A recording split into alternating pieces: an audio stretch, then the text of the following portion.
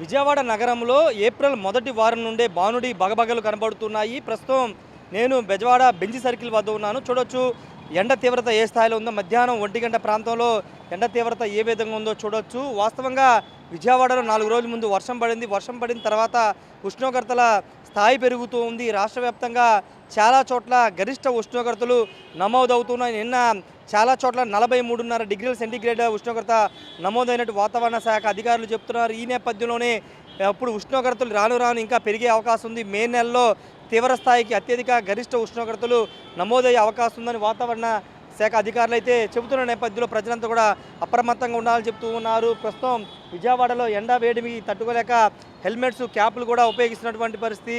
పూర్తి స్థాయిలో వాహనదారులు కూడా ఎండ నుంచి ఉపశమనం పొందడానికి ప్రత్యేక మార్గాలు అయితే ఎంచుకుంటున్నటువంటి సిచ్యువేషన్ కనబడుతుంది.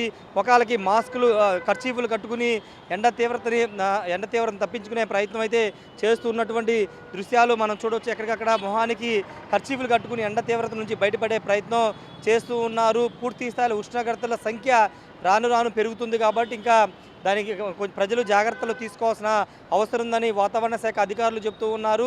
ఎందుకంటే గతంలో ఎన్నడూ లేని విధంగా ఈసారి 50 సంబంధించిన 50% ఉష్ణోగ్రత పెరిగే అవకాశం ఉందని అధికారులు కూడా చెబుతున్నారు. 50 డిగ్రీల ఉష్ణోగ్రత నమోదయ్యే అవకాశం ఉందని కూడా అధికారులు చెబుతున్నారు. ప్రస్తుతం బెంచర్ల వద్ద చలువ పందిరి కూడా ఇస్తున్నారు. ఎండ తీవ్రతకి అక్కడ సిగ్నల్ వేసిన తర్వాత చాలాసేపు ప్రయాణికులు వేచి ఉండాలి కాబట్టి ఆ తాకిడిని, ఆ ఎండ తీవ్రతను తగ్గించే ప్రయత్నం చేస్తున్నారు. అక్కడ బెంజ్ సర్కిల్లో రామర్పాడు నుంచి వచ్చే వాహనదారుల కోసం అక్కడ చలువ పందిర్లు వేస్తున్నటువంటి దృశ్యాలు మనం చూస్తున్నాము. చాలా చోట్ల సిగ్నల్ పాయింట్ వద్ద చలువ పందిర్లు ఏర్పాట్లు చేస్తున్నటువంటి పరిస్థితి విజయవాడతో పాటు ఇతర ప్రాంతాల్లో కూడా ఇదే విధమైనటువంటి సిచ్యువేషన్ అయితే కనబడుతుంది. ప్రజలు చాలా జాగ్రత్తగా ఉండాల్సిన అవసరం ఉందని అధికారులు చెబుతున్నారు. ఎండ తీవ్రత పెరుగుతుంది, వడగాల్పుల తీవ్రత కూడా పెరుగుతుంది కాబట్టి ప్రజలు దానికి తగ్గట్టుగా వాటర్ తీసుకోవడం, లేకపోతే డిహైడ్రేషన్ సంబంధించి అవ్వకోకుండా జాగ్రత్తలు తీసుకోవాలని వాతావరణ శాఖ అధికారులు చెబుతూ ఉన్నారు. మరోవైపు చాలా చోట్ల వర్షాలు కూడా పడుతున్నటువంటి నేపథ్యం. వర్షాలు పడిన కొన్ని ప్రాంతాల్లో కానీ, లేకపోతే వర్షం తగ్గిన తర్వాత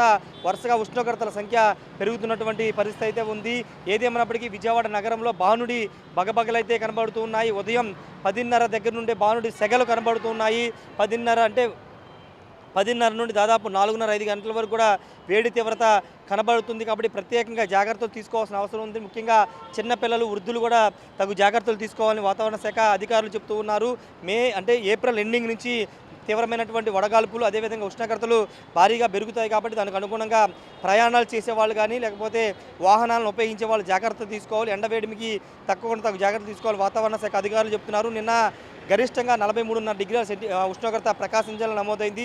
ఈరోజు అంతకంటే ఎక్కువ నమోదయ్యే అవకాశం కనబడుతుంది. ఇంకా వాతావరణ శాఖ ఈ రోజు నమోదైన ఉష్ణోగ్రత వివరాలు వెల్లడించలేదు కాబట్టి నిన్నటి కంటే ఈరోజు ఉష్ణోగ్రత సంఖ్య పెరిగే అవకాశం ఉంది. ఏదేమైనప్పటికీ భానుడి బగబగలైతే విజయవాడ నగర ప్రజల్ని వణికిస్తుంది. పూర్తిస్థాయి సమ్మర్ స్టార్ట్ కాకముందే భానుడి సెగలైతే విజయవాడ ప్రజల్ని భయపడుతుందని చెప్పాలి. కెమెరామెన్ సాయితో రాజేష్, బిగ్ టీవీ, విజయవాడ నుండి.